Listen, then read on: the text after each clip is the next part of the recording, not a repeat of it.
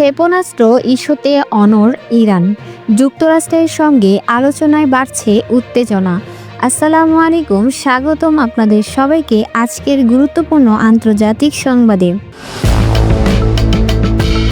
Iran স্পষ্ট জানিয়ে দিয়েছে, যুক্তরাষ্ট্রের সঙ্গে আলোচনায় তাদের ক্ষেপণাস্ত্র কর্মসূচি কোনোভাবেই অন্তর্ভুক্ত হবে না। ইরানের পররাষ্ট্রমন্ত্রী আব্বাস আরাগচি বলেছেন, যুক্তরাষ্ট্রের সঙ্গে যে কোনো আলোচনা কেবলমাত্র পারমাণবিক ইস্যুতেই সীমাবদ্ধ থাকবে। ক্ষেপণাস্ত্র কর্মসূচি নিয়ে কোনো আলোচনা হবে না, কারণ এটি ইরানের প্রতিরক্ষার অংশ। তিনি আশা প্রকাশ করেন, শিগগিরই ওমানের মধ্যস্থায় যুক্তরাষ্ট্রের সঙ্গে আবারও আলোচনা শুরু হবে। মার্কিন প্রেসিডেন্ট ডোনাল্ড ট্রাম্পও আগামী সপ্তাহে আরেক দফা আলোচনার প্রতিশ্রুতি দিয়েছেন। শনিবার আল জাজিরাকে দেওয়া সাক্ষাৎকারে আরাগচি বলেন, শুক্রবারের আলোচনায় ইরানের ক্ষেপণাস্ত্র কর্মসূচি কখনোই আলোচনাযোগ্য নয়, এবং তিনি সতর্ক করে বলেন, যদি যুক্তরাষ্ট্র ইরানের ভূখণ্ডে হামলা চালায় তাহলে তেহরান মধ্যপ্রাচ্যে থাকা মার্কিন সামরিক ঘাঁটিগুলোকে লক্ষ্যবস্তু করবে। তিনি আরও জানান, মাস্কাটে আলোচনা সরাসরি না হলেও আমেরিকান প্রতিনিধিদের সঙ্গে করমর্দনের সুযোগ তৈরি হয়েছে। তার ভাষায়, আলোচনা ছিল একটি ভালো শুরু, তবে আস্থা তৈরির জন্য এখনও অনেক পথ পাড়ি দিতে হবে।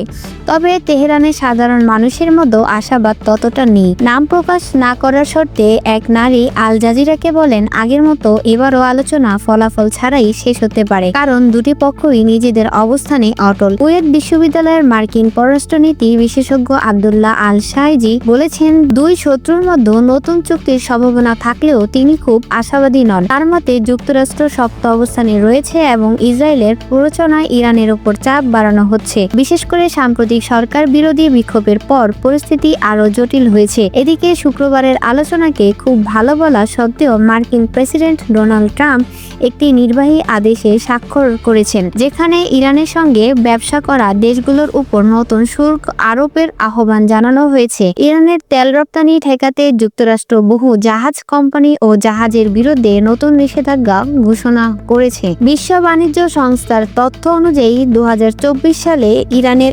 1/4-এরও বেশি বাণিজ্য হয়েছে চীনের সঙ্গে, যার মধ্যে $18 বিলিয়ন আমদানি এবং $14.5 বিলিয়ন রপ্তানি রয়েছে। আরাগচি বলেন, পারমাণবিক সমৃদ্ধকরণ ইরানের অবিচ্ছেদ্য অধিকার এবং এটি অব্যাহত থাকবে, তবে তারা এক আশ্বস্ত চুক্তিতে পৌঁছতে প্রস্তুত এবং কেবল আলোচনার মাধ্যমেই এই সমস্যা সমাধান করতে চায়। তিনি আবারও জোর দিয়ে বললেন, ক্ষেপণাস্ত্র কর্মসূচি প্রতিরক্ষা বিষয় হওয়ায় এটি আলোচনার বাইরে থাকবে। অন্যদিকে ওয়াশিংটন ইরানের ব্যালিস্টিক ক্ষেপণাস্ত্র কর্মসূচি এবং এই অঞ্চলের সশস্ত্র গোষ্ঠীগুলোর প্রতি সমর্থন বন্ধ করতে চাপ দিয়ে যাচ্ছে। মিডিয়া রিপোর্ট বলছে, এসব বিষয়ে আলোচনায় অন্তর্ভুক্ত করতে ইসরায়েলও চাপ দিচ্ছে। তেহরান অবশ্য পারমাণবিক ইস্যুর বাইরে আলোচনা সম্প্রসারণ বারবার প্রত্যাখ্যান করেছে। গত বছর ইসরায়েলের অভূতপূর্ব বোমা হামলার পর ইরান ও যুক্তরাষ্ট্রের মধ্যে পারমাণবিক আলোচনা ভেঙে যায়। এরপর 12 দিনের যুদ্ধ শুরু হয়। সেই ঘটনার পর শুক্রবারের আলোচনায় ছিল প্রথম বড় বৈঠক। এদিকে ট্রাম্প মধ্যপ্রাচ্য ইউএসএস আব্রাহাম লিঙ্কন বিমানবাহী রণতরী মোতায়েন করেছেন। ওমানে ট্রাম্পের বিশেষ দূত স্টিভ উইটকফ ও উপদেষ্টা জ্যারেড কুশনার জাহাজটি পরিদর্শন করেছেন। উইটকফ বলেন, এই রণতরী আমাদের নিরাপদ রাখছে এবং শক্তির মাধ্যমে শান্তি নিশ্চিত করছে। তিনি আরও দাবি করেন, একটি ইরানি ড্রোন যুদ্ধজাহাজের কাছে আসায় সেটি ভূপাতিত করা হয়েছে। তবে বিশ্লেষক আল শাইজি মনে করেন, দীর্ঘ সময় ধরে এমন সামরিক চাপ ধরে রাখা সম্ভব নয় এবং এটি ট্রাম্প প্রশাসনের জন্য কৌশলগতভাবে কঠিন হয়ে পড়বে। অন্যদিকে ইসরায়েলের প্রধানমন্ত্রী বেঞ্জামিন নেতানিয়াহু ট্রাম্পের সঙ্গে বৈঠক করতে যাচ্ছেন।